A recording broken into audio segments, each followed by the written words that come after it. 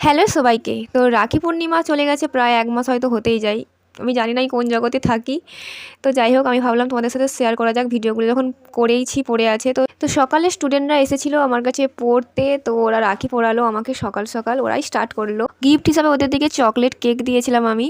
আর যেহেতু বাড়িতে এখন রয়েছি প্রায় ঘরবন্দি, তো কিছু কিনতে যেতে পারিনি, মার্কেটে যাব, এবার রেডি হয়েছি কারণ দাদাদের জন্য কিনতে হবে রাখি। বোন কম্পিউটার থেকে আসছিল, একসাথে মিট করে ও রাখি নিয়ে নিল, আমিও স্কুলের পাশ থেকে আসছিলাম আর এই রাখির ঠেলাটা দেখলাম। একসময় আমরা ওইভাবে রাখি কিনতাম, সবাইকে পরাতাম আর এক হাত ভর্তি ভর্তি করে রাখি পরিয়ে আসতাম। আর এই দেখো, আমি রাখি প্রায় সাজিয়ে ফেলেছি আর লাড্ডু নিয়ে এসেছিলাম। প্রথমে আমার দাদুকে রাখি পরিয়েছি, তারপরে এই পিচ্চিটা এসেছে, ওকে ডাকলাম, ওকে রাখি পরাবো। ও দেখি না আমাকে রাখি পরাবে বলে এসেছে। এবার বলো।